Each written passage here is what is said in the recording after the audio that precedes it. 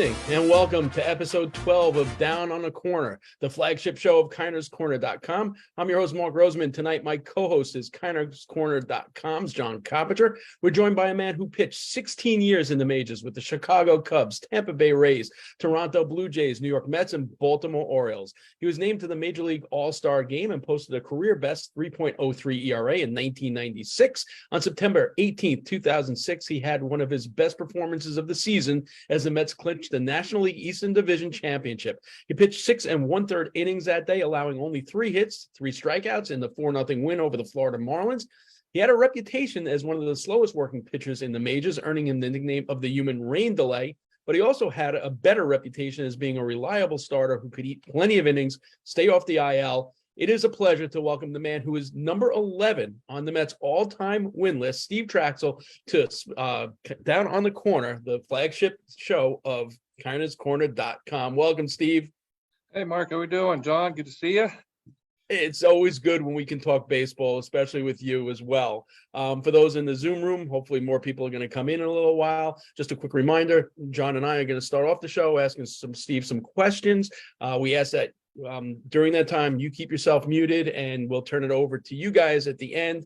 And at that point, we'll do it old school. You can raise your hand using the raise hand function, or you could just do this and we'll see you. If you're watching on Facebook Live, I did put the link. You're more than welcome to come in the Zoom room. I know for 11 weeks, a lot of you just hang out on Facebook and watch, but we want you to be part of the audience. So, if you can, pop in there as well. All right, so let's start off the question, Steve. So it's pretty amazing that you pitched your last game, I can't even believe this, 14 years ago. Yeah. Yet one of the first things that people think of when they hear the name Steve Trachsel is, like I said in the open, the human rain delay. Are you surprised that that nickname still follows you to this day? Not too much, really. I didn't do a whole lot to get rid of it. Even in my better days, I was still quite slow, pretty, in between pitches, especially with, men on base and all that. Obviously with all the new rules that have come out this year, it's kind of a resurgence of it has come up quite a bit. I get asked about it quite a bit more than I had in probably the prior 5 years. But it's one of those things where it's there's a lot worse things to be known for in this game, and if you're going to just say, oh, you took too long, and I sold extra beers and hot dogs in the games I pitched, I'll take that. So we also did mention your ability to eat innings and stay off the IL, and I remember that your high school coach, Dan Robinson, noticed it way back in high school. He said that you were back then an old-time pitcher. Just give him the ball. Let's get this over with. You look at the state of pitching these days. Have you ever wondered what your career would be like now, where, guys go 5 innings and it's considered a quality start, and the bullpen is just eaten up because, guys can't go long? Yeah. You ever wonder, what it'd be like if you were born 20 years later? It would be tough. Honestly, I mean, when I first got to the big leagues, a quality start was 7 innings, 3 runs. And then maybe 3 or 4 years in, they changed it to 6 innings. And like you said, now it's kind of like 5. And I'm watching these guys go 4 2/3, winning 8-2, and getting taken out of games, and they're not even upset. I mean, I'd be thinking, okay, we're having a fist fight in the clubhouse or the manager's office because I'm not going to get a win out of this. Back my baseball card, you're gonna be like, oh, he had a great year. He was 7-4 with 140 innings and a 4 ERA, and it's like that's considered really good. I mean, I don't know how you take that to arbitration and have success with that, but argue that to the team. But I don't understand how the guys can wrap my head around it. I definitely couldn't be in a bullpen. I mean, that was always tough for me as it was, but now you're down there getting ready for the 5th or 6th inning as a bullpen guy. I mean, I don't know how you can stay mentally ready for 4 innings every single night. Usually you at least knew it was the 7th or 8th, unless you were the closer. So right. Yeah. So this past week, the Mets get this huge bump from the quote unquote baby Mets, Alvarez, Batty, and Vientos. Hopefully Mauricio is going to follow shortly as well. But your rookie season of 94, you begin to impress teammates right away with your control, your ability to work hitters. Some of your teammates as a rookie began calling you Maddox Jr. because of the comparisons to the former Cub and future Hall of Famer Greg Maddux. I have to imagine that that comes with a little bit of pressure for, I believe you were 23 at that time. So the Baby Mets come with a lot of hype and expectations, not unlike what you went through with that moniker of Maddox Jr. How did you deal with that pressure? And if you could give advice to these young Mets, what would you say?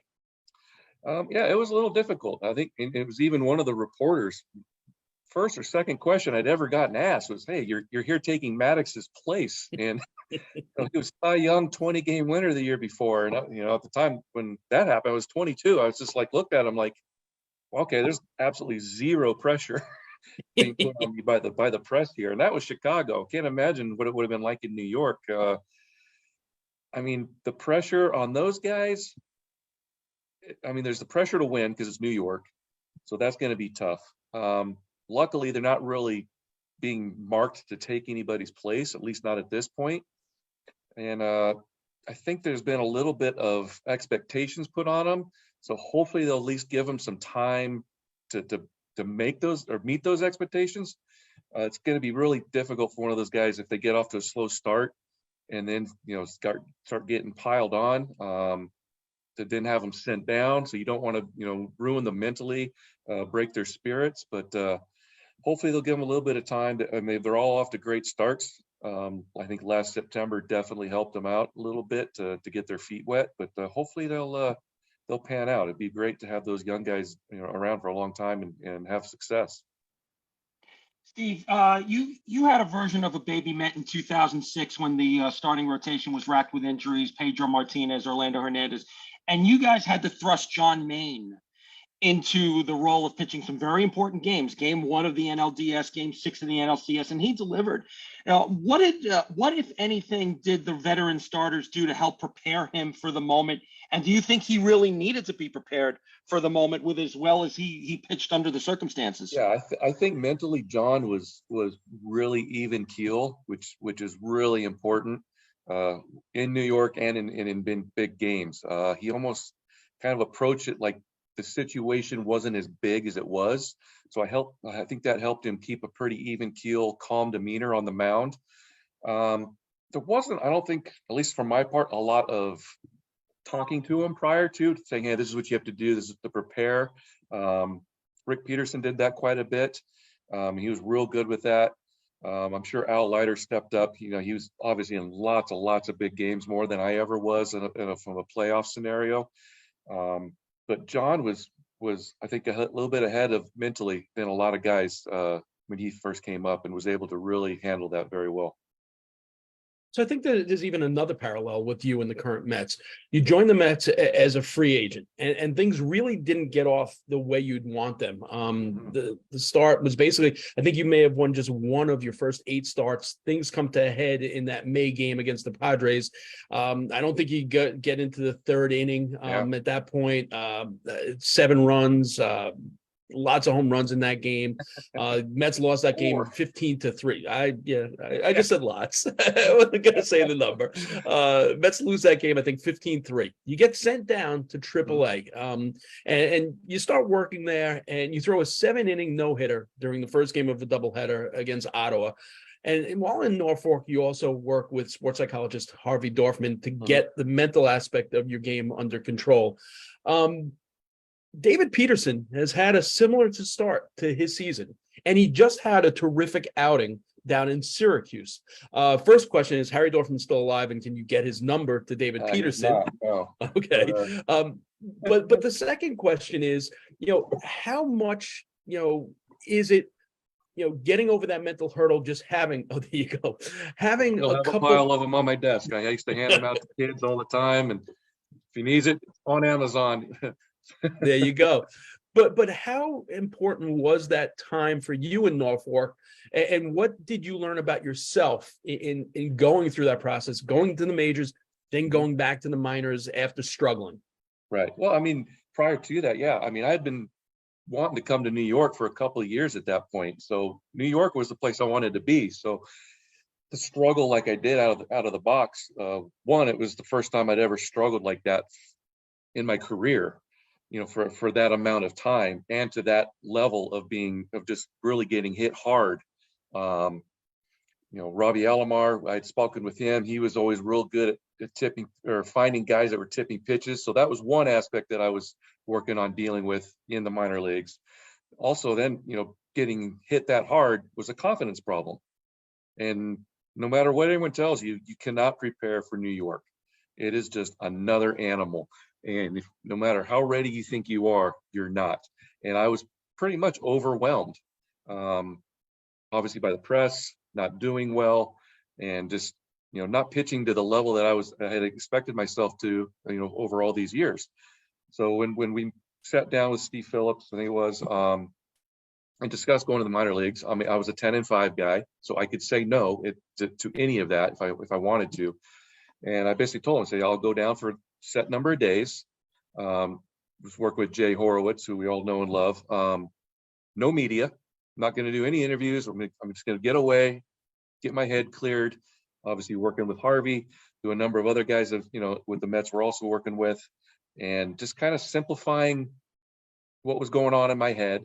Try to make it just as simple as possible in between pitches, which in turn helped me speed up a little bit as well. And of course, I throw that no hitter. First game of doubleheader. I'm walking off the field, and this PR kid comes running out, and he's got a cell phone. He's like, Steve, Jay Horowitz is on the line. He wants you to interview with all the reporters. I'm like, Jay, I thought I was down here to not do this. This is the last thing in the world I want to do. He's like, it's too late. They already put it on the big screen at Shea, so everybody in Shea Stadium knows about it. Obviously, now the media, they want to talk about it, for their reports and their papers. So, and I think working with Mike Jacobs as well, just going out and really having a plan to kind of go back to the basics of pitching. I wanted to establish on more guys and being able to work in that in the minor leagues where the numbers don't really matter that much. And you have to worry about, if I give up 5 runs, if I'm able to, establish pitching into guys, working on my pitch sequences, work a little faster, not tip pitches. So we had guys in the dugout and then behind home plate watching to see if they were able to pick up anything that I was doing.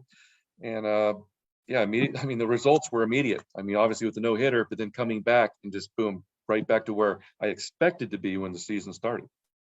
It's interesting though, but does it take a certain mindset? Because I don't know if everyone can take that. I mean, let's face it, major leagues, all-star, now you're demoted to AAA.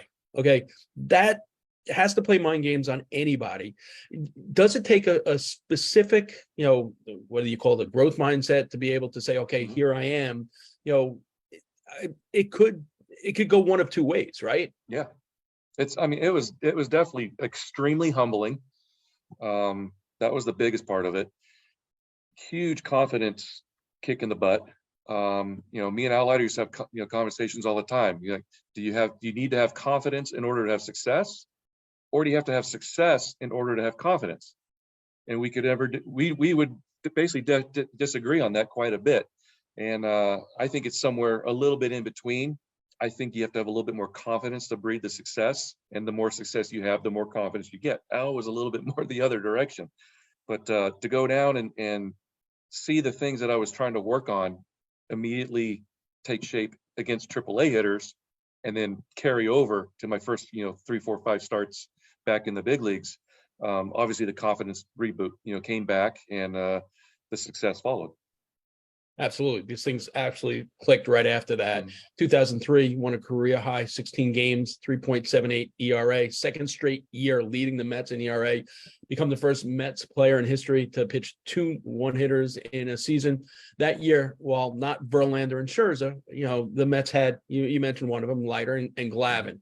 How much do you think Cody Senga and Carlos Carrasco will benefit having what looks to be now a healthy JV and Mad Max at the top of the rotation? It's the biggest help I think is going to be through the bullpen, because you're expecting those 2 guys to go 7, 8 innings every time. So that's going to help, relieve some of the bullpen, who I think so far this year has been working way more than they should. and it's obviously unfortunate, you lose your closer, during the summer, and but to take pressure off the bullpen, that's going to help. Carrasco's coming back off an injury, so his first few starts back are going to be very limited. So the bullpen's going to have to be fresh. Somebody's going to have to pick up 2 or 3 innings his first couple starts automatically. We already know that no matter what he does. Senga, I think he's had so much success in Japan. Hopefully that carries over with his confidence. He's thrown a lot of pitches, so I'd like to see that cut down. That'll get him deeper into the ball games, but he's still having success, with his ghost split, which is just a split. I don't know what I should have named mine the ghost split back in the day for something else similar, screw split, whatever, something. But I think having those 2 guys healthy, going 7, 8 innings, or at least getting into the 7th, is gonna help when those guys, in the middle need that help to have a fresh bullpen, keep the Mets in the game. It's interesting about Senga because in spring training, in speaking to Francisco Lindor, he said he was really interested in what Senga was going to do. He said, because he said, you have to put yourself in his shoes. And it's interesting now because if you take a look, his numbers at Citi Field are drastically different than his road splits. He's phenomenal at Citi Field. And what Francisco said is that you have to realize that every single time he goes somewhere, it's a first. It's not, it's not even a first for as a Met. It's a first time in the country, first time going to Cincinnati, first time here. And he says, and we just take those things for granted. He said, there's a lot that goes into it. And he was really interested to see how it plays out. And I think, the same thing. It's the confidence. I think as he gets going and, if he can get past that first inning, also, he's a different pitcher. And he does have that little bit of a competitive edge too within himself. So it's pretty cool. Speaking about competitive edge, we mentioned in the open about the 2006 National League clincher, but 98 regular season ends, Cubs tied at the top of the wild card standings with the San Francisco Giants, forcing a tiebreaker. You get the start, 6 1/3 shutout innings, giving up just 1 hit, striking out 6. But let's put that in perspective. In that lineup, you have Bonds, Kent, and Joe Carter. Okay. Where does that particular outing stand amongst when you look back on your career, where is that in the hierarchy of your starts? I mean, definitely in the top 5 for sure. Up until that point, that was by far the biggest start of my career. I don't know about most pressure, but most excitement, most electricity that I had felt in the stadium. Wrigley Field, I mean, it was spilling out into Waveland. There was probably 70,000 people outside of the stadium and 40,000 inside. That was the year Harry Carey had passed away. So there was we finally make it to the playoffs, or potentially the playoffs that year. I remember that giant Harry Carey balloon hanging out in behind the left field wall. And the excitement literally started from batting practice on. And it was the first time the Cubs had been in that position for a long time. So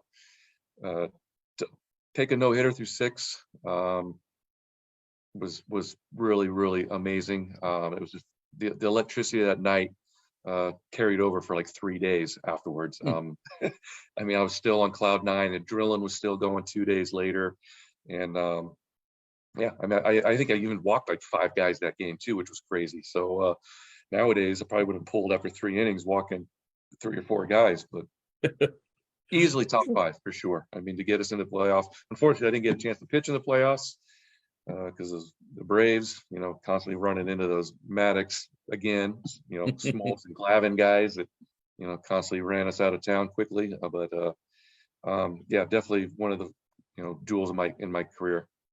So let me ask you a question. You said you're still flying high a couple of days afterwards. And, this is how much of a child I am.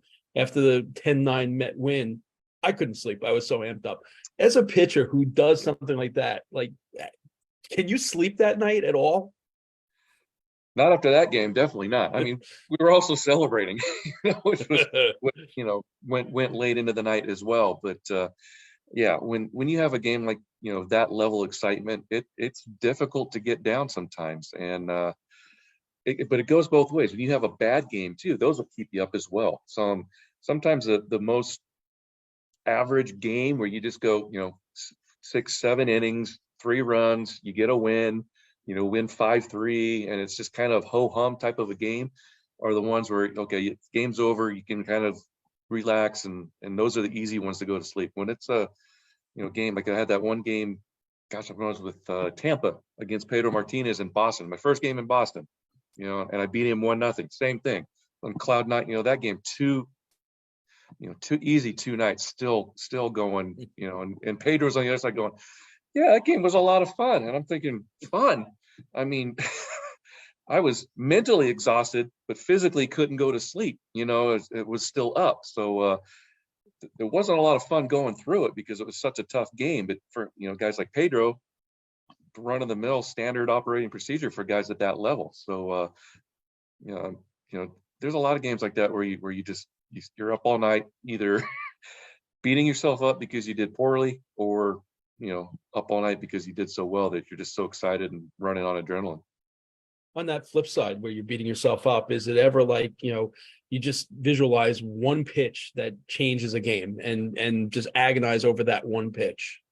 Sometimes it's one pitch. Usually it's multiple pitches throughout the game, especially if they're, ahead of the count, 1-2, 0-2, and you're giving up doubles. You're just making mistakes, within the strike zone. I was lucky enough to not really have any games where I went out and walked like 4 or 5 guys in an inning. I just didn't have those type of games. But we go out like that one game, we give up 4 home runs in one game or one inning, whatever it was. That was all part of going down to the minor leagues again, to kind of clear your head and not, to get those things out of your brain so you don't carry them with you for long periods of time. And Harvey helped me, fix those things as well. Take, 1 or 2 pitches, and you can clear it out of your mind quickly and make adjustments quickly to get back into the game and not have it blow up on you. So you end up going, staying in a game. To that end, and I'm sure, I'm going to steal someone in the Zoom room's thunder. We're going to turn it over to them in a few minutes. The pitch clock. How do you think that would have affected you? Because you were deliberate and Harvey helped you to refocus after maybe 1 or 2 pitches to be able to recenter. How do you think you would react in today's game with the pitch clock? I don't know that the pitch clock in itself would be too much of an issue. I would probably have more problem with the pickoffs, being allowed to pick twice. And that was, and I think was the pitch comm, is that what they call it? Where, you have the little, I know Scherzer's got the one on the back of his glove. I don't know if you can use both at the same time. I'm not real, sure on those rules, but I think that type of technology definitely would have helped me. Maybe depending on how the clock works, like, you cover first and you get the ball back.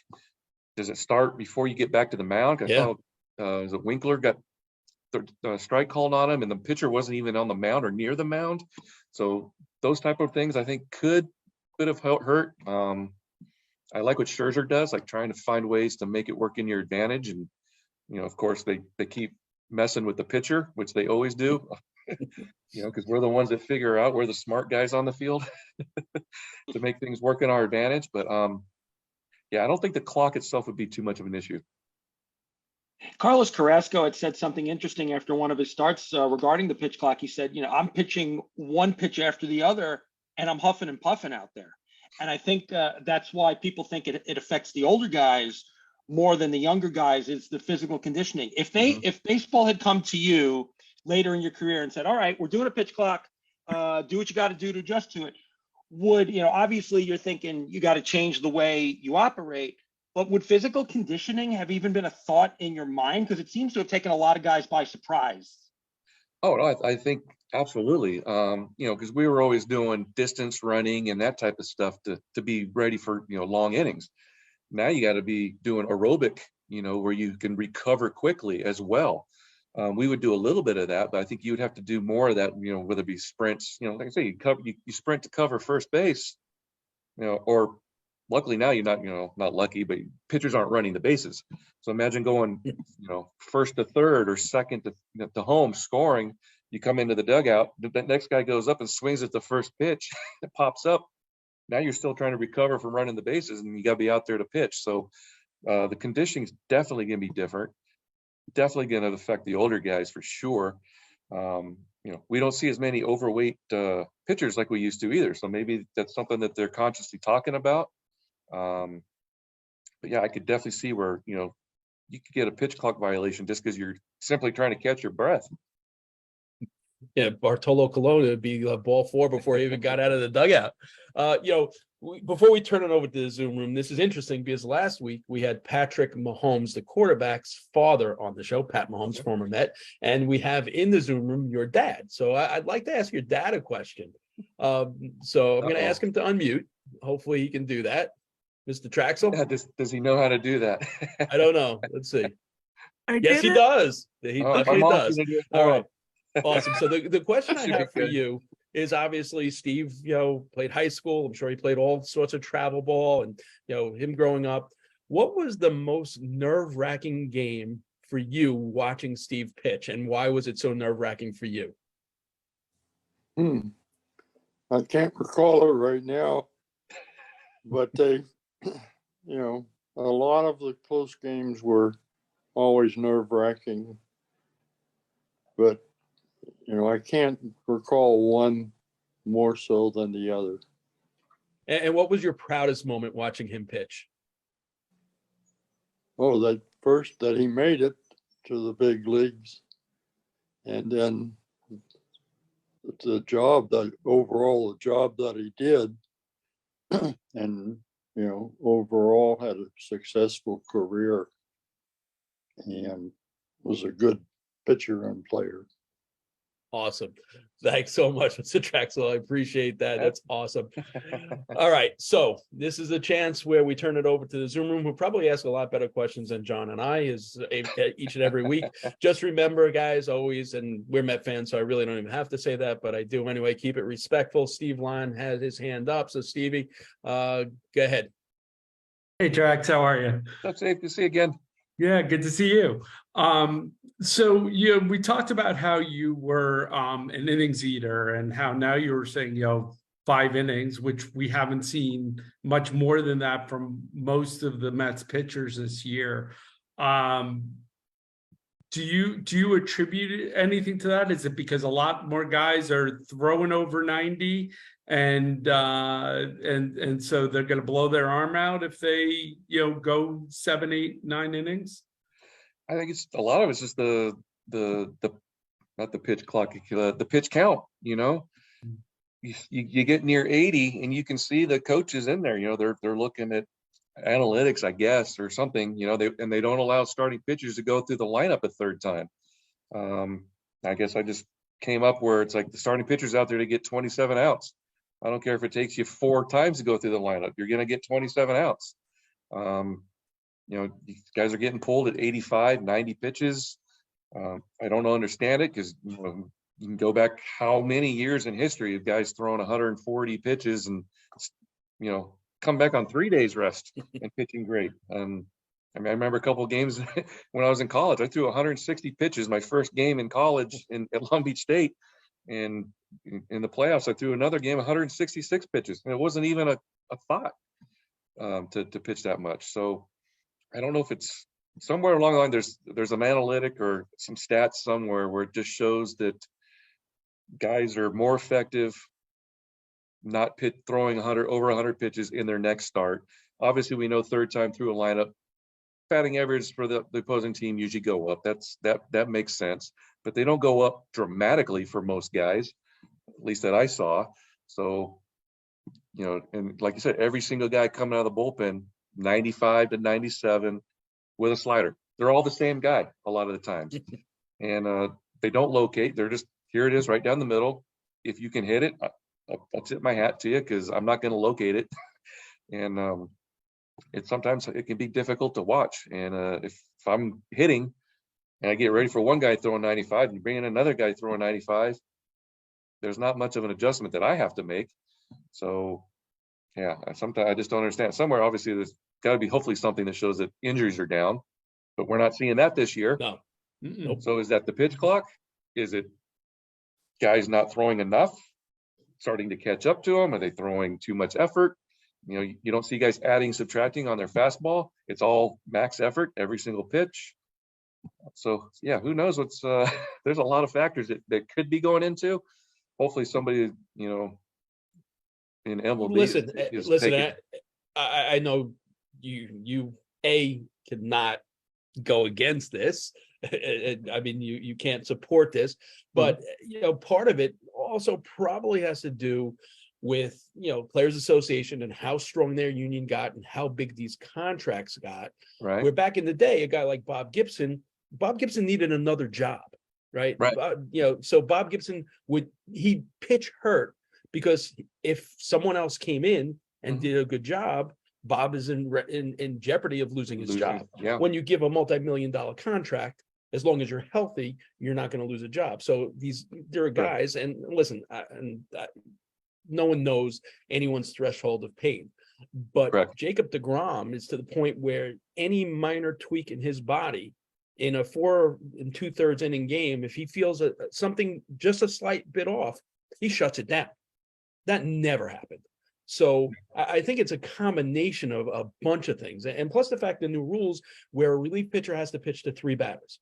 So you're almost already put in a situation where you've got 1 inning. The second you bring in a reliever, you ticked off an inning of the game. So why have a guy go 6 if once you bring that reliever in, he's got to stay to at least 3 batters. Hopefully it's a clean inning, and now you're into the 7th inning.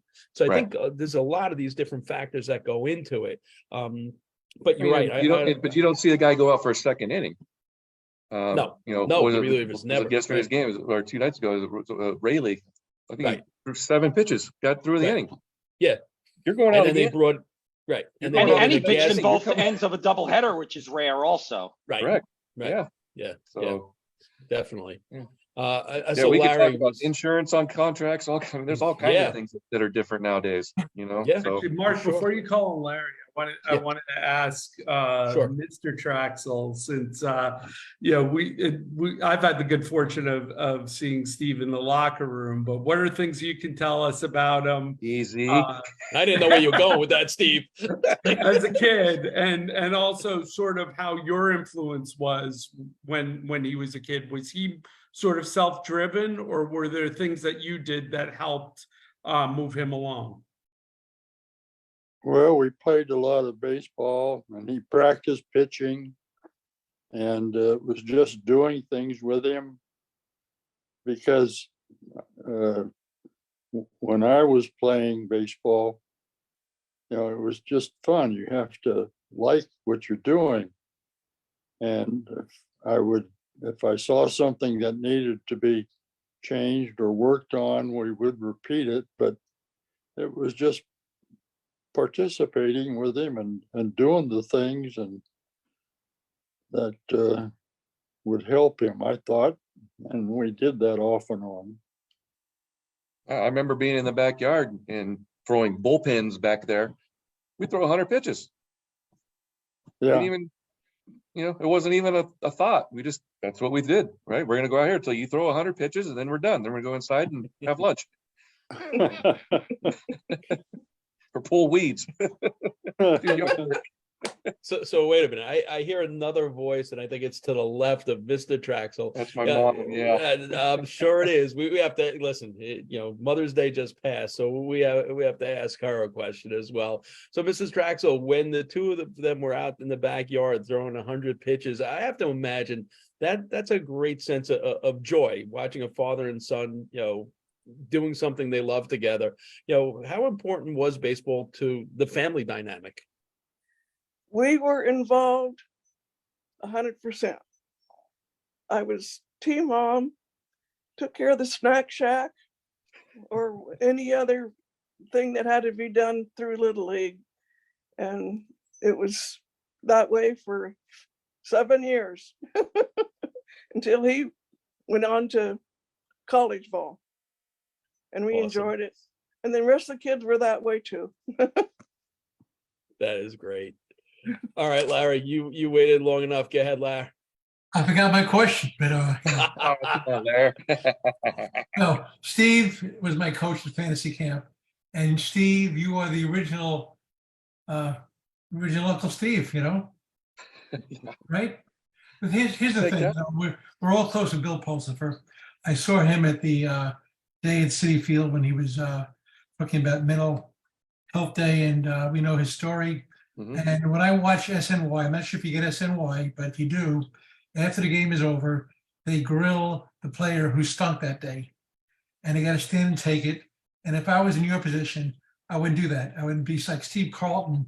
I just hide someplace because I can't believe these guys put up with all these crazy questions about how bad they were that day. And like you said, you felt bad, and it's got to be even worse to stand there and, under a microscope and be punched by these reporters. What's your take on that? Yeah, it's gotten worse over the years, or better, I guess, depending on which side of it you're on. I mean, I was player rep for, or assistant player rep for the Union for pretty much every team I was on. And I remember it was either in 2000 or 2001, Fox had come to us and saying, hey, we want to interview the relief pitcher before he takes the mound. And we want to interview the starting pitcher as he's coming off the field, being taken out of the game. And their reasoning for it was that, no, we get to do it for NASCAR. They come in for a pit stop, we stick a microphone in there, we get an interview. And my question was, how many cameras are you guys willing to lose during a season?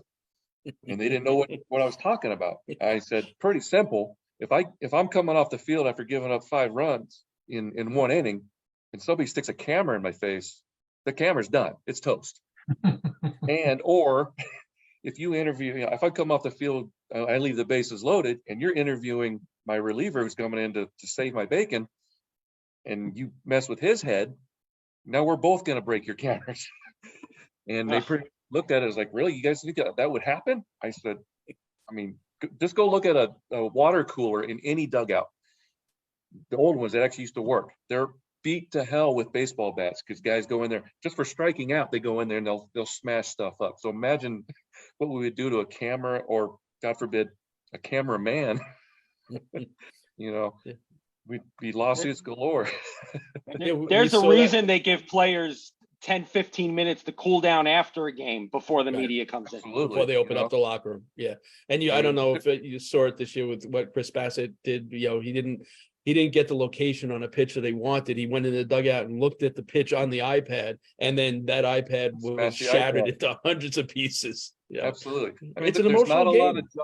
There's not a lot of jobs out there where you can go out at night and watch yourself on TV be good and or bad, and or see comments going, on the ticker below, and it can be difficult to stay out of those things. And obviously now with Instagram and Twitter and Facebook, those things weren't around when I was playing, so it can be really difficult mentally if you pay too much attention to those things. Well, it's interesting you brought that up, because one of the things I know, Todd Pratt spoke about this, like just hanging out in the hotel. He coaches a high school team, or college, I think it is. And he said, it's so much different. He said, back in the day when you guys were finished with the game, you'd sit around as a team and you'd talk about the game. He said, now, his team, the kids, they come in, and the second they go to the locker, they reach for the phone because they haven't had their phone for 2.5 hours out on the field, and they're scrolling through all the texts, and they're doing their Instagram, and they're doing all that, and they don't talk about the game at all. And there's a lot of stuff that goes on now. I mean, these guys, they come in off of fielding practice, and they're bombarded by 5 or 6 different shoe reps that want to, get in with them to paint their shoes, or the Rawlings rep, or this rep, trying to sell them on stuff. There's just so much that people don't really see that goes into the day-to-day, and you easily could lose focus, because there's just so much thrown at you.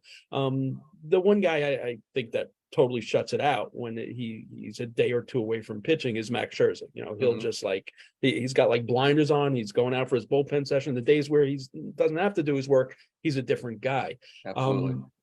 So, I mean, I don't know. I believe one team in the majors did make a rule that there were no cell phones in the locker room. I don't know if there was any union grievance against that, but how do you think that would play? Yeah, they must have cell phone chargers in their lockers like everybody else does now. I mean, these new stadiums, you go in, they've got their own little 6 TVs in there. They've got cell phone chargers and plugs for their headphones. And, I mean, we used to have the starting pitcher used to be the one that was in control of the music on the day he pitched.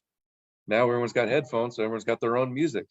Like I said, there was time frames about how long you could wait before someone would come in, and we used to have fake team meetings because during a team meeting there was no media. There was nothing going on. We just didn't want the reporters in for 30 minutes. There was no meeting, but of course, if we said there was a fake team meeting, that was the first question everyone would come in and ask. So, what was the meeting about? So, yeah, when I pitched, like from the 7th inning of the game day before until my game, I was pretty much locked in and focused. I had a routine, and I did everything I could in my power to stick to it as best I could. It's funny, human rain delay. I hated rain delays because it messed up with my schedule, and it was always difficult for me to get back into the mindset of pitching. I didn't talk to guys very rarely in the dugout while I was pitching because I was trying to stay focused. But guys like Pedro Martinez, that could get in and out of that focus, where I was just in awe of that. I just remember there was that one game at Shea, Pedro's pitching, and remember the sprinklers went on in the outfield. And he turned around and he's pointing to guys getting scored. He's laughing and having a great time. The sprinklers turn off. He turns back around, steps on the rubber, and he's back into tunnel vision again. And it took him 3 seconds to do it. I would have taken 30 minutes to get back in like that. Those sprinklers went on. I would have just had to kept my head down or gone into the locker room and just shut everything else out until I could come back out and hopefully still be mentally ready to pitch. Guys that could do that, it's just amazing to me. Interesting. Sal, you got your hand raised. Go ahead. Hi, Steve. How are you?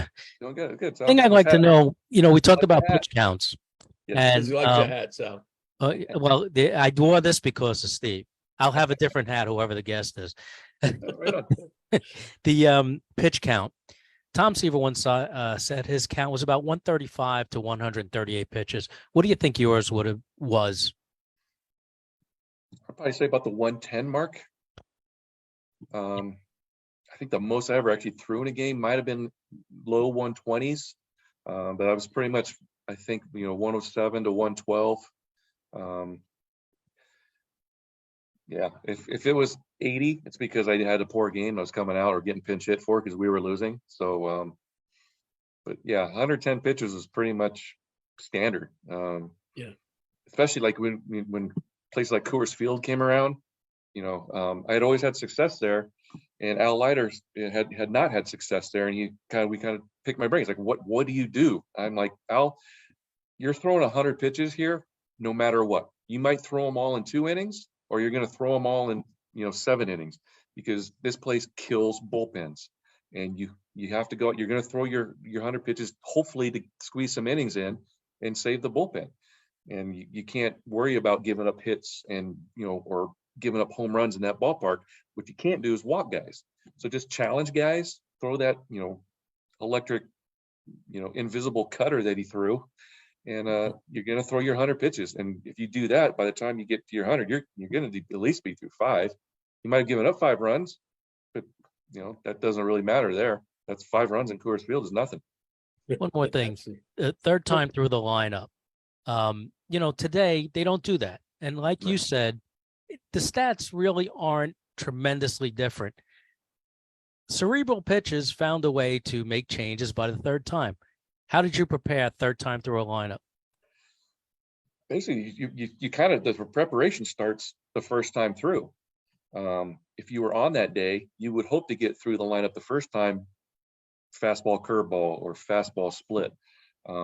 Obviously, there's guys 3, 4, and 5 in the lineups where you probably have to use more pitches to get through them. But hopefully by the time you get to the third, you still have a pitch left over that they haven't quite seen, or at least certain guys in the lineup haven't seen. I was mostly fastball split finger, especially the left-handers. And so I would break that out against the righties, hopefully the third time, and start using my curveball against the lefties, hopefully the third time. It's kind of a chess match, where you would have to remember what you did the first 2 at bats against a guy and what they hit, and try to hopefully surprise them or show them something that they hadn't seen, or surprise them by showing, if you've thrown all your pitches to them and they did say they hit a home run on a curveball, they're usually going up there thinking, okay, you're not going to see a curveball from me because I just hit a home run off of them. So what do? Curveball right out of the bat. And then you'll see them, they'll look at you, you're like, the hell are you doing? It's like, no, you're not expecting that. Now I got a free strike. Now I'm in charge. And who knows what I'm going to throw at that point. So, yeah, I would like to see. I mean, it would keep guys deeper in the game for sure. And you just try to be more aggressive early in the game and hopefully get through with as few pitches or get guys out in less than 4 pitches. That was also, I was trying to pitch to contact. You know, I wanted guys to put the ball in play off of me. I didn't want to throw strikeouts. Strikeouts take a lot of pitches. And if you're trying to get strikeouts, then you're going to have 110 pitches by the 5th inning. So it's so interesting. Should take that back. You're never going to get to 110 pitches now. So you're going to have 90 pitches fourth inning and you're out of the game. It's so interesting that Sal brought up Tom Seaver, and he had his number that he knew, you know, when his effectiveness would start to wane. Okay. Mhm. Now there are just reams and reams of information available to pitchers. Not only, you know, pitch sequences that they've done to each particular batter throughout all of Major League Baseball, but you can go in for a side session during the week and see what your spin rate is as compared to last week. I have to imagine that for some pitchers, that has got to be overwhelming. First, the amount of data that they have to process, and the fact that there is like you would not know, you know, how much your curveball broke, other than just by the way you felt and what you saw. But now tangibly, right now tangibly, you can know the exact spin rate. Can that have an adverse effect where, like, all of a sudden you're not getting the same spin rate in a side session, that now you overcompensate and now you throw your mechanics totally out of whack? Absolutely, yeah. Especially, yeah, you go out and you give up a couple hits on a curveball. Oh, my spin rate must not be good. You go in, it's either, well, if it's confirmed in the dugout that your spin rate is down, that's what, okay, that's what's getting hit. What do you do when you go in the dugout and you say your spin rate is more than normal and now you're getting hit? So how do you what do you do to take spin rate off? And I remember we used to have guys that would come up, especially out of the bullpen, they'd throw a fastball. The first thing they'd do, they'd look for that mile per hour number. And if it wasn't the number they were looking for, you could see their shoulders kind of go down. And we would manipulate the gun for certain guys. You know, we'd either bump it up for guys that we knew on our team that needed to see it good, and we would tick it down, you know, when teams would come in. You know, their closer comes in, turns around, it's only throwing 94 tonight. We know it's harder, but if he doesn't know that, maybe he gets in his head. So, I mean, there's a lot of things. I couldn't tell you what my spin rate ever was on any pitch I've ever thrown in my entire life. Right. So, it didn't exist back then. You know, yeah. You either had nasty stuff or you didn't. And the hitter would tell you. If your stuff was good, the hitter would tell you. Yeah, the swing would. Is that something you've noticed now with players today, where they say, you know, because I've seen in a couple interviews about giving up a home run, and it's like, oh well, there's that ball. There's a pitcher on the Yankees that said, oh, that ball shouldn't have went out because it went out it was only 90 miles an hour exit velocity. Do players today pay too much attention to that? I hope they don't. The TV guys definitely do. I mean, I'll take exit velocity 40, 15 times a game if they're all singles. You know, if that's for my team, because at least I know I'm going to get 5 or 6 runs. And like I say, you can line out 110 miles an hour all night long. So, you know, get the launch angle. You know, Larry, I think that was our team name. I think it wasn't the launch angles, because we're making a joke about it at fantasy camp. You know, because it's just some of those stats. They're just overkill. And you know, Bobby Valentine had more stats at his fingertips in his brain than pretty much any manager I ever, you know, had. And you could go and you could ask him a question like, why did we do this? And he would give you 15 reasons that he, right off his head, he didn't have to look at the paper to do it. And because of the stats and all these different things, you know, pre-analytics, he already had them all. And we had it a little bit. You know, we had the inside track pitching where we had hot zones, and we had all of that stuff. You know, we knew I remember we had a stat on Jeremy Brunitz before he came to the Mets that 80% of the time he swung at a 3-1 pitch, no matter what the pitch was, no matter what the location was, if there were runners in scoring position. So we knew 3-1, we didn't have to throw him a strike. He was basically swinging at the Rosenman. So there was some of that going on, but not to the level it is now. And you cloud your mind with that much stuff. I think it can bring in too much doubt. Yeah, I wonder like what type of player Ted Williams would be in this information generation, because he was so analytical and he knew what the hot zones for his swings were. I could only imagine if he was able to compile what pitchers did other than just his memory, how much better he would have been, or maybe Or conversely maybe not. worse. That's the thing. You Right. just don't know. Yeah. I mean, Yeah. does he change his approach? Right. 3-1, knowing a pitcher's 85% of the times definitely throwing him a fastball, not a slider. I mean, yeah. Yeah. Analysis Interesting by that, analysis. right, exactly. Yep, Interesting absolutely. that there was a fantasy team, a Met fantasy camp team named the Launch Angles. So when Vogelbeck gets down there, I'm sure there'll be a new team called the Lunch Angles for sure. But all right, so Steve Gruber is not on camera, but he's got a question that he put in the chat room, and he can, and you gotta love the chat, because he can't go on camera because his girlfriend is behind him doing stuff. I don't know what that means. Whoa. But no, he said work stuff, but it's right. But he said he heard a story, and now based on what you told me about manipulating the radar gun clock, this might be true also. He heard a story about Sammy Sosa keeping a stash of cork bats in a hidden area inside Wrigley Field. Have you heard about that? I have heard rumors of that. I can't confirm anything. His cork bat was after I had left, but Sammy definitely had more bats than anybody I've ever played with. He actually had a second locker for bats, and I don't know if they were, I'm sure they were all different models, different weights, cupped, not cupped. I got a bat from him signed in '98. He signed it to me. I made him sign it National League MVP before he actually won, because I just figured it was a shoe-in. It took him 25 minutes to find a bat that he would actually sign and let me have. And I don't know why it took so long. Usually guys just grab a bat here, done. We can go. We have 50 others that are exactly the same, but he had every single bat in his locker was either different or something. I don't know. Yeah, it's funny. Steve, is your hand still raised? Do you want another question? It is. No, the whole launch angle thing reminded me of that scene in Major League where the fans in the stands are saying too high. The ball's going out. But I wanted to ask Trax, I don't know if you saw the game yesterday. McNeil was mic'd up, and it was like, during play. And he's actually answering questions, and the ball's in play, and he's doing stuff. I mean, obviously they don't do that to pitchers, but not yet. I was about to, you were always so locked in as a pitcher. What would that situation have been like if you were playing the field? It'll be a lot of bleeps. I was pretty much my own worst critic. Missing locations. I was not afraid to let out some extremely loud F-bombs during a game when I pitched. Going all the way back to college, I used to get in trouble for it all the time. When there'd be 30 people in the stands, and 20 of them would be kids, and I'd miss a location, and so yeah, I definitely would not have been able to do it during a game.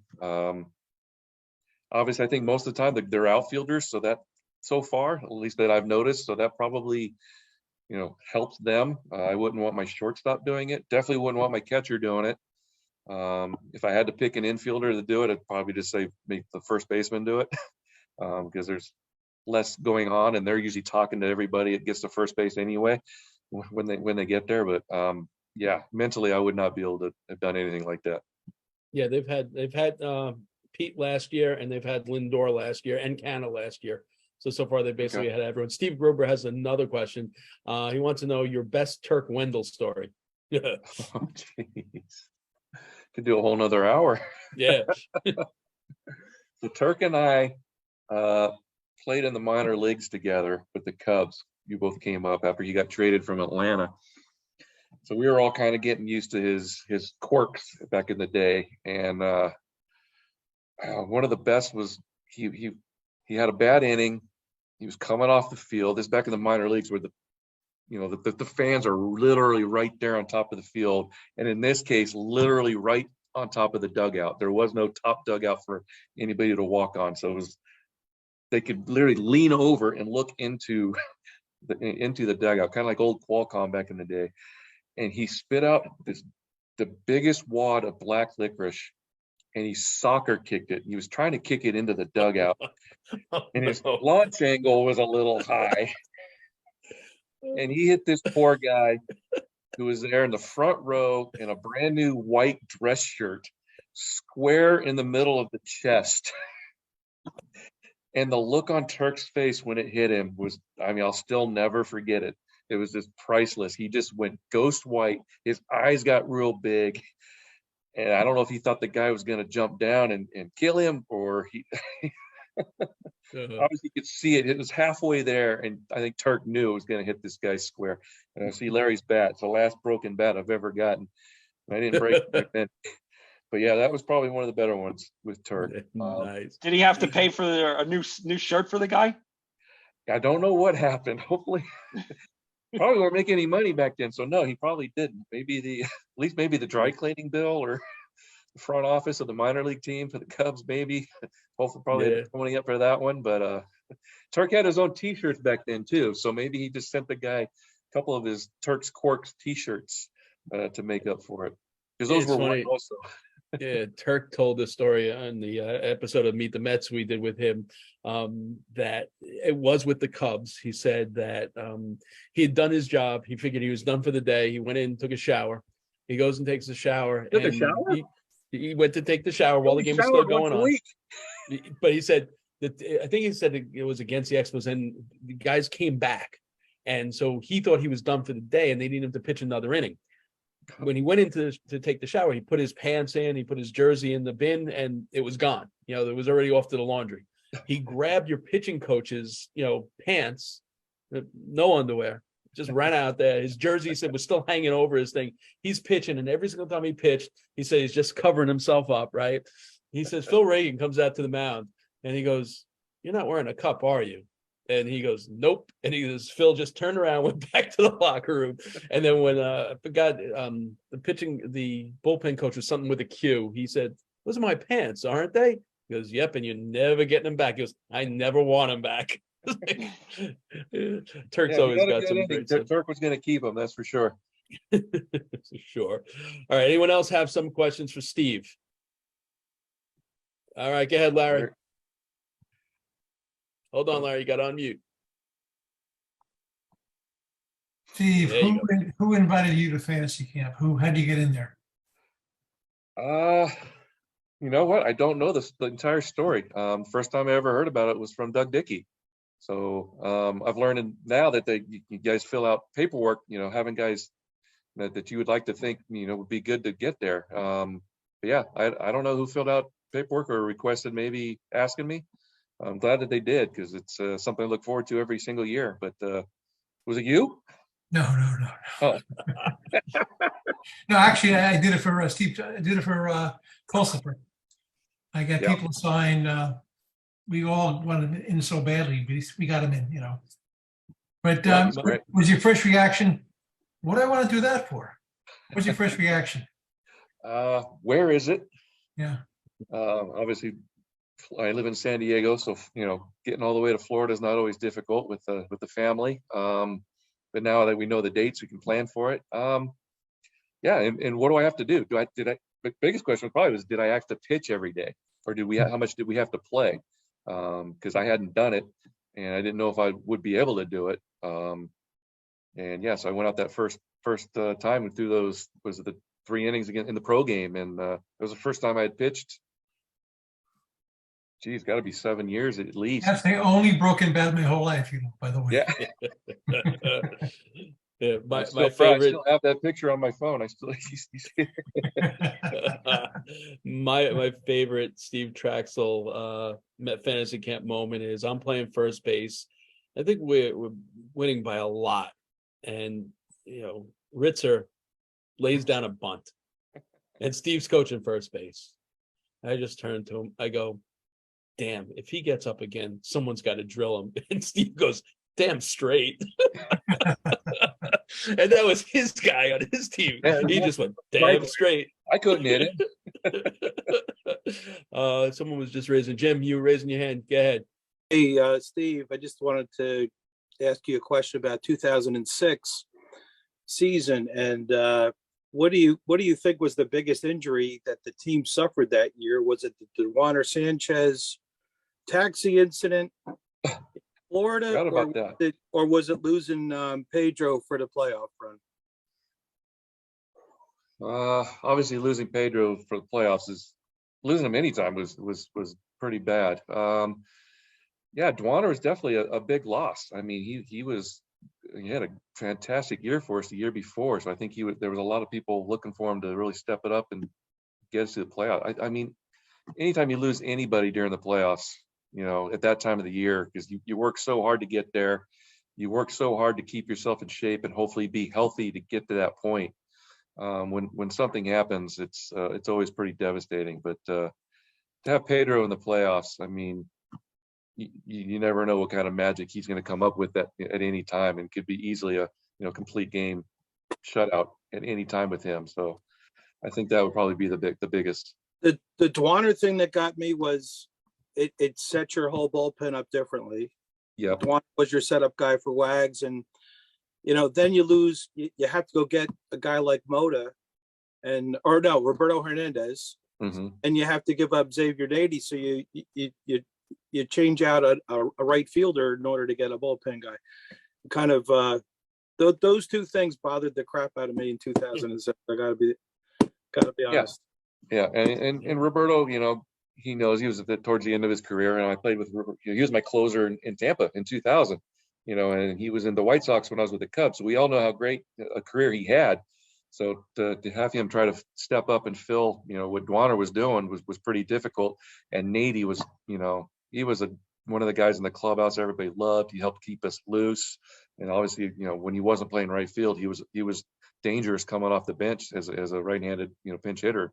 So there's a lot of ways that that would have been nice to have gone, but I still think Pedro would have been, a healthy Pedro anytime. You definitely want him on the mound. Any reflections on the one hitter against the Rockies? Against the Rockies? Oh, with the pitcher getting the hit. Your one hitter. Yeah, the pitcher getting the hit was probably. I mean, I can look at it. It's my fault for going 2-0 on the pitcher, right?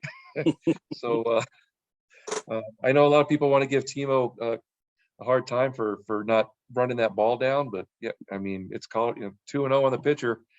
Here it is, hit it. You don't expect him to hit a ball that well, so you tip your hat to him. But yeah, that's on me. Maybe I still like the one in Anaheim better. That was one hitter in Anaheim was great because I'm from there. My dad was there. I believe it was Father's Day even. That game was. So that was pretty awesome to have my entire family there and all my friends. That was back when we didn't have to pay for tickets yet, I think. So I was still able to leave 15, 20 tickets for a game. Now you got to declare them on your income tax if they give them to you. Unbelievable. Yeah. All right. So, Steve, normally what we do is the last 15 minutes, we just talk about the week that was.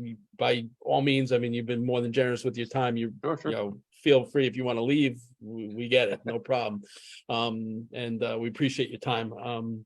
So last week when we signed off the show, I said, hopefully we'll have better things to talk about. I have a feeling all we need is to get a series win against the best team in baseball.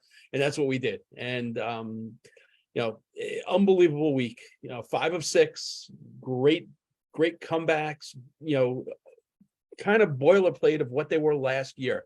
And it all starts with the kids. I know beginning of the season, I said, listen, let them mature down there. Let them get their reps down in the minors. Let's not rush them. But things went bad. So you had to do something. Alvarez was not here by design. He was here because of injury. He's here now to stay. I can't see any way, shape, or form when Nito comes back. I don't think there's a place for Nito. Sanchez is going to be interesting too with Sanchez and Narvaez. Where are you going to go? If Sanchez hits, do you try to trade Narvaez? Do you try and trade Sanchez? What do you do? I mean, that's going to be interesting to see how they do it. Now, the other thing is, and I want to throw this out to the Zoom room because I can't figure this out. I love Buck to pieces. No question. I think he's a great manager. I think he has his pulse on the team.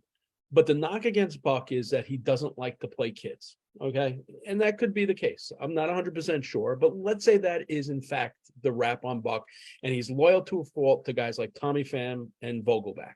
Okay. You have Mauricio down in the minors who's knocking on the door. The other kids are here. Okay. Now, if Billy Epler believes that these kids should be playing, then I think it's incumbent on Billy to not give Buck that fallback option. If he can get, even if it's a mid-level pitching prospect, because we are devoid of pitching prospects, the Matt Allen injury that's devastating. They didn't get Kumar Rocker, and they moved on to him. And as it turns out, rightly so, he's got Tommy John, so you can't dump on them for that.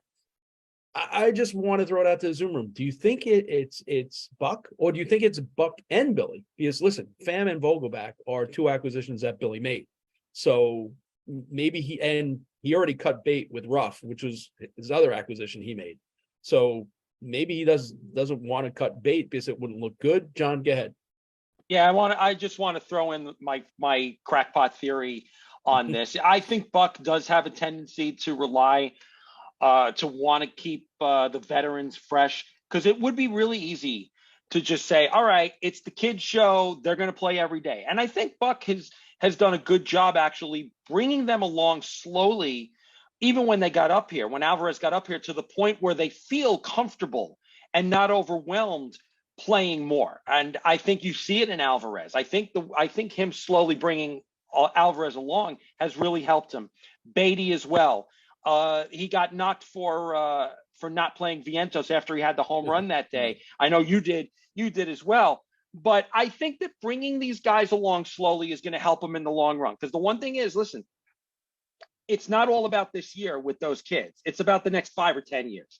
And I think he's making sure that their next 5 to 10 years are fruitful and not at the expense of this year. Now, why is he playing Pham and Vogelbach so much?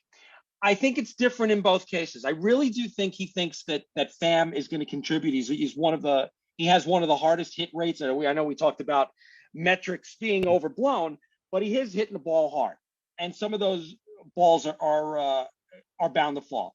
With Vogelback, like you said with the catchers, I think there's going to be a point where there's going to be a roster crunch. And my theory is that I think, and you said it a few weeks ago, that maybe they should start looking at trading some of these guys. If they're going to trade these guys, then they're going to have to showcase them. I think the at-bats that Vogelbach is getting could very well be a showcase for other teams, so that he can make a reverse trade like he made last year. Last year, he gave up the reliever Colin Holderman for him. Maybe he gets a reliever back in much the same way. I get a funny feeling that Vogelbach's being showcased for a trade. Interesting. The only knock again, listen, Vogelback is what he is. He gets on base, but my issue is that he's so one-dimensional. A walk with Daniel Vogelback is useless because you need a home run to get him in. All right. So, or you need to have another move. You have to have a pinch runner in. And John, I just want to correct you. I didn't have so much an issue of Vientos not playing the day after he homered. My issue was not playing Starling Marte after he's finally hitting 3 for 4, hits a home run in the second game of the doubleheader. That he's right. Finally got his stroke back. I don't sit him in that second game when you have a day off the next day, and that's fair. Unless there are physical issues that we don't know about, which might have been the factor, because he didn't look great running from first to third, when he pinch ran for Vogelback. So that was my issue. But again, we're not privy to everything. And like I said, I love Buck. It's just the other thing is with Sanchez, if you are going to use him because of his bat as a DH when you're using Alvarez, that's problematic, because if Alvarez gets hurt, you lose your DH. Yes, you can have a pinch hitter. I get that, but you don't want to be put in that situation. I don't believe we have an emergency catcher. So, they've always carried 2, but the other guy, you were never using Nito or Navarez as your DH. I think you're going to use Sanchez as your DH at some point. Yeah. They did have 3 catchers. They carried 3 catchers for a while last year. Also, yeah. For a little bit. Yeah. Yeah. When they had Pat, is that right? Mazika. Yes. Mazika. Yeah, the Fielder's Choice Pro. And Mazika and Nito and McCann. Right. We can. Right. Yeah. I think you got to play. I think you got to play these kids, Mark. I think you got to go with them, and especially Alvarez. he's got to get some time up here, and I don't think he has anything to prove at AAA. No, I agree. I'd say the same about Beatty, and look, I was a big Gil Hodges guy. I believe platoons can work, and if you want to go righty lefty at third, I'm fine with that. With Mauricio, I just don't know where you're going to play him. You can try to stick Second him base. No, second base, and you can put McNeil in the outfield. You throw Jeff McNeil in the outfield. I think he's going to take away from Kiner's playing. Right now Mauricio is playing every day at second base. He got a spell the other night at DH. I think he went through 2 for 5. He's hitting every single game. And he's been playing second base, and the reports are that he's been playing it well. So if you put him at second, you move McNeil to the outfield, you let Vientos be your DH. Escobar still stays here because Mauricio is still your backup shortstop as well. But I think Escobar gives you more versatility because he can play, I think Guilherme has played himself out of position. They got Danny Mendick in the offseason, who's more athletic than Luis and gives you the same thing. And he's a little younger. So, but we need pitching. Yeah, Larry. They also have Tim LeCastro in the minors as well, who has an opt-out coming up too. Oh, he's hurt. Okay. The day his opt-out kicked in, they put him on the IL again. He got hurt. Wow. Boy, the Mets can find injuries, can't they? Exactly. Yeah, it certainly can. Go ahead, Larry. We didn't ask Steve a question. He mentioned that he was a player rep. Can you tell us, without divulging too much, what his job was and how it worked out? Oh, for the union? Yeah. Interesting. Attending all union meetings, all phone calls, during strike time or anything else. I was the one in charge. Anything that was going on with the union meeting wise, I was the one that was relaying everything to the players during player meetings, that type of stuff. Guys get called up. They always have questions. Obviously, sometimes the traveling secretaries, but they're used to get certain number of days of meal money when you get called up, certain number of days in a hotel before you had to do something on your own. Just kind of informing the young guys on the rules of what they were entitled to. Even when my last year with the Cubs, it was before they did in 2000 was the Cubs, Mets, and Japan. It's part of the team that we were doing the negotiations for the players. It's amazing the guys making back then really, really stupid money who didn't want to go to Japan because they were only going to get 20 grand to do it. They wanted 25. It was amazing how that 5 grand made such a big difference. And then some of them went over there and made $15 million filming commercials the entire time. So, but yeah, just doing all that type of stuff. A lot of stuff during the off season. We would have meetings, negotiations for future CBAs, licensing money. There was all kinds of little things that went on. The menial tasks of it.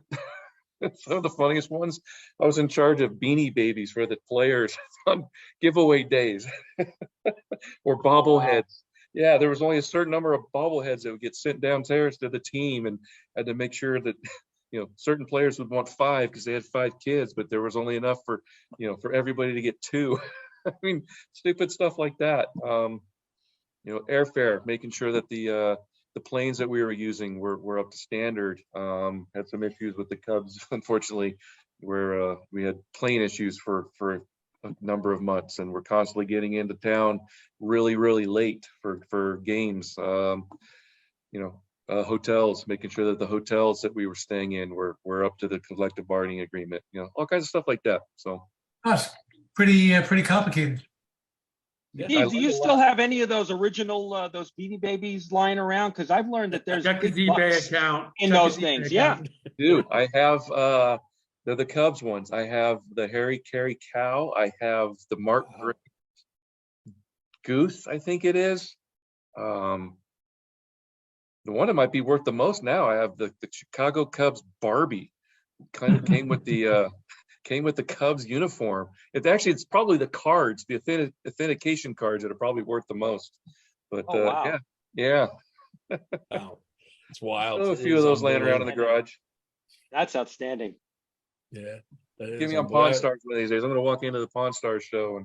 Well, that Netflix special is pretty wild too. The Golden Auction House. They did a whole thing on the Beanie Babies there too.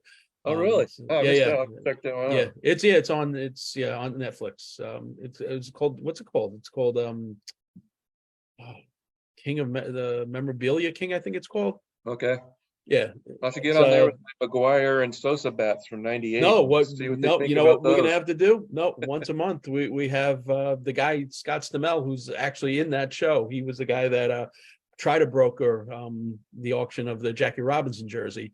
He comes on once a month, and we do like Met collectibles. So that night you come on and you can show him, and he'll let us know exactly what they're worth. Interesting. And Okay. he's good. So I'll let you know when that's on.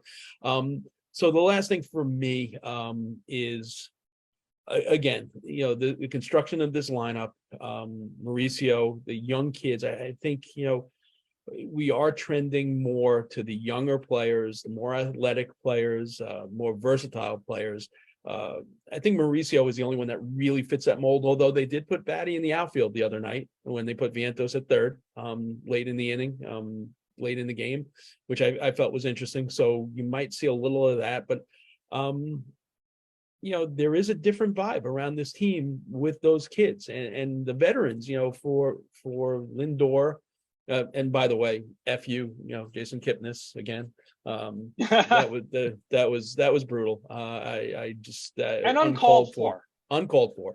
And you know what? He had a chance to back out of it live, and he didn't. He doubled down on it, which was interesting. And good on Lindor for taking the high road, and even better on his wife, calling out, Kipnis. So, because I'm around that team, and Francisco Lindor is a leader. There's no question about it. He does, and I actually told him this on Tuesday before I turned the camera on and I interviewed him. I said, Francisco, I've been, in various locker rooms in New York for 30 plus years. And there's only one other guy that really comes close to him as far as just everything, the package. Is like he came in, from fielding. He stopped and signed all the autographs of people in the stands. Went to every single media person who asked him and did it. And I said the only person that came to my mind is Henrik Lundqvist, was similar in that regard, and he does it with a smile. And he's first to stand up if he listen. He took heat, rightly so, with the thumbs down, and he owned it. And to survive that New York and then come back with the season he did on top of it, kudos to him. But the fact that he's already coined them the baby Mets, there's a vibe in that locker room with those kids, and the veterans see it, and the veterans appreciate it. The thing that he said in the postgame was the baby Mets. I think. Yep. That was almost like him opening the door to the possibility of that young core coming in and playing. I mean, have you ever seen a week such as last week where so many big opportunities were there? And the one thing against Buck, if Buck was Elaine Vigneault of baseball, he would have pinch hit for Alvarez in that spot. He would have pinch hit for Vientos in that spot, and he let the kid up there. And I would say that was the magnitude of growth out of that opportunity and succeeding was huge, and that'll play big time dividends down the road. Yeah, I agree, and it's also fun to watch. It was, listen, if you've tuned in here week after week, I've always said baseball, we've become this Netflix binge, society where, you just want to fast forward to game 162. Baseball doesn't work that way. There's just so many peaks and valleys, and we got to go through it, and they go through it. It's a hell of a lot tougher for them, trust me. But talking to them, they had belief. They said, we continue to grind, we continue to work. They go out there for early BP. They have enough confidence in their core, which lots of teams do. And listen, sometimes it's just not your year, no matter what you do. But, it's a long, long season, extra layer playoffs. I'm still not worried about this team, especially if Max and JV are healthy. You get Quintana back. You got these kids now. Billy's got to do a better job at this trade deadline than he did last year. That's going to be key also. You have some chips now. And good on him for last year not going all in. And John noted that in his column on KINER'S that Billy came in with the quote unquote objective of being competitive now with sustainability. And what he did was he signed free agents, not having to give up any of the kids, for placeholders, and good on the guys he got, because, this goes unseen. I mean, the announcers make a little bit of it, but I don't think the fans really realize the magnitude of what Eduardo Escobar means to Batty. He's meant it in 2 years in spring training. He's worked with him. Hojo went down there and worked with the Vientos and Batty, but Escobar has been that veteran presence who, could easily have gone. There are guys that when rookies start taking over, and I'm sure Steve, you've had it goes this. the other way. It's human nature. A guy kid comes up, takes a veteran's job. That veteran a lot of times can go one of two ways. He can either embrace it and teach the kid, or he can be he can nasty. become George Foster 2.0. Right. So, he's going to be a great major league coach. I can see it in the future when he's all said and done. Yeah. Yeah. And he's like what you said, like clubhouse guy. He is also one of those guys that really, is there for his teammates.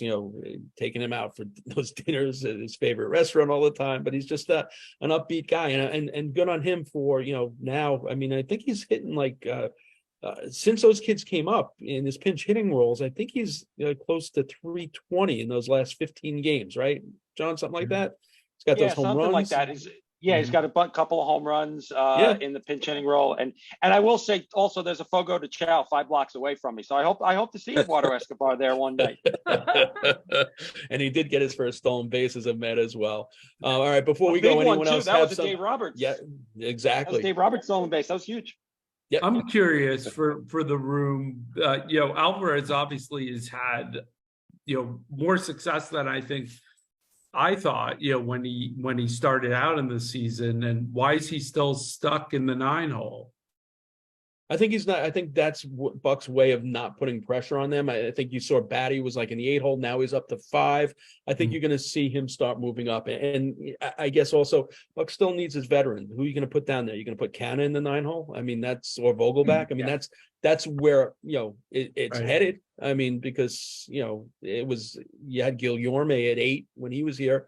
So I think that's Buck's way of not putting pressure on them. And I think Hojo said that when he's on as well. He said that you don't want to put the pressure. You don't want them to be quote unquote seen as the savior, especially when things were going bad. Once things start going good and they get on a roll, I think they'll move up in the lineup where it's less pressure. Yeah, Larry. Does Nito have any options? I'm not 100% sure. Probably not. He could I don't think he does. He could have the option of getting dry eye in the left eye this time. I think maybe go on the IL for a little longer, maybe. But listen, Nito, close to Gold Glove catcher caliber. Yeah. You might get something for him. Again, listen. I don't know if Sanchez is the deal, either. They took a flyer on Sanchez. He had an opt-out. They, rather than lose him for nothing, they brought him up here, which was odd. It was a very quick opt-out. It's almost like Daniel Murphy could be an option, but you're going to see what he does in the Atlantic League. Is there any reaction for the That's not an option. I'm sorry. You don't. Yeah, people are saying it is. He's finally hitting now, which is interesting because a lot of people that are defending Murph are the fact that he didn't have spring training, they had limited, and so. Mark, is there anything about the pitching staff and who they would prefer to have behind the plate calling a game? Listen, I don't with Alvarez, or they, again, that's. There are a lot of reports that they maybe if not prefer, they do really like pitching to Alvarez. And, the chatter has been that if they sent Alvarez down, there would be some upset players in that clubhouse. So that's another reason why I think Alvarez is here to stay. I think it would be a huge mistake to send him back down for a lot of reasons, for his development and for the harmony in the clubhouse, because he is well liked. He's well liked by the pitching staff, which is rare for somebody that young, but he's really earned their respect. And that's something that you can't, that's something innate in a ball player that you can't teach. And Alvarez has it. Yeah, even his demeanor walking out to the veterans like Verlander and Scherzer, and the way he put his hand on their shoulders, he definitely. And the knock on him was his defense was terrible. I mean, the one game where they stole 7 bases, the Mets pitching do not do a great job of holding runners on. I'll give you that, but 7 stolen bases in one game is a little much. But his. And I can't believe I'm saying this because I'm so old school and I just hate it. But his ability to frame pitches is like, I know it's a thing, but you see how subtle he is with that, just the little flick of that wrist and just bringing it up a little bit. Bringing and it he gets up, yeah, it is a thing. Sorry, I had to say it, but it is a thing. It's not going to be a thing anymore when the robot umps take over. That's right. Get off my lawn. Really, it's my property. In Alvarez is that his swing is so much shorter than it was when he came up last year. Absolutely. Yep. Mhm. Yeah. Last question, because we have Steve here and we're just talking about our opinions about this, but Steve, you're pitching to a rookie catcher and you heard the conversation. What do you think about that? What do you think about, are we just protecting him, or does the team protect the player like that, or what? Well, the team definitely going to protect the player. And you might have discussions, obviously, behind closed doors that hopefully no one ever hears about, depending on what it is. But when you have a guy that you haven't worked with a lot, the starting pitcher's got to really take over. Hopefully, they're putting some extra time before the game with the meetings so that they know what the plan is beforehand. But then again, that's where the little buttons on the back of Scherzer's glove, he can call his own pitches. That makes a huge difference. To go out there and have to shake off 5 or 6 times, you can't do that anymore because of the clock. So, I don't know how much, if anybody else other than Scherzer has that on their glove. It's kind of hard to tell. But yeah, with the starting pitcher being able to call his own pitch with a touch of a button, I think that definitely makes a big difference. But yeah, you definitely want a guy that you're comfortable with. You don't want to have to feel like you're fighting your catcher to get to the right pitch, because that just, it takes more time. It's more mentally taxing, and it can be pretty frustrating. And also on top of it, I mean, you kind of get on that same page too, because now the pre-game meetings with the pitching coach and the catcher and your pitcher, you map out a lot of the stuff ahead of time. So you have that game plan ahead of time. So it's not as, drastic in game decisions now. And listen, he's going to defer to Max every single time. There's no question. As he should. Right. Exactly. All right, guys. This was a great conversation. As always, Steve, thanks so much. We really appreciate you hanging with us for this part too. It's awesome to have your dad and mom too. That's a first for us. That was great. And as always, guys in the chat room, appreciate it. This show is nothing without you guys. Somehow we got to get these people that are watching on Facebook Live to come in the room. A former Met, Jeff Coppinger, was watching it on Facebook, and said we got to get them into the conversation. Don't be scared, guys. Don't be scared. Yeah, I don't know what. Yeah, I think we're gonna have to start giving away stuff. Like we Sal, if you can find Steve's home address, you and I can go and break in and get those Beanie Babies, and we'll start giving them away. They're going on the shelf. Not good involved. Not good. There you go. There we go. Or yeah, maybe my Dorfman. I got Dorfman books. Frankie Rodriguez too. I don't know. Steve should be at the national convention in Chicago this year. Wait, I wonder how many. All right, this is the way we're going to end the show, guys.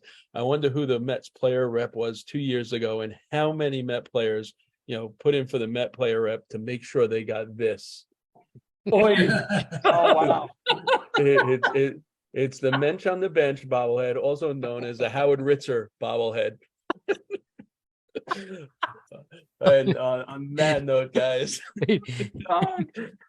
all right, have a great week. Hopefully, like I said last week, we just keep on this roll, and next week we talk more about great Met baseball. Steve, as always, thanks so much, man. Thank you very much, Steve. They need a laugher. The Mets need a laugher this week. They need like a 15-2 game win. I'm signing up for that right now. Wrigley Field could happen. All right. Hopefully the wind's blowing out. All right. Have a great night, everybody. All right, guys. Good to see you, Trax. Take care. Enjoyed it. Thank you, guys. Bye-bye.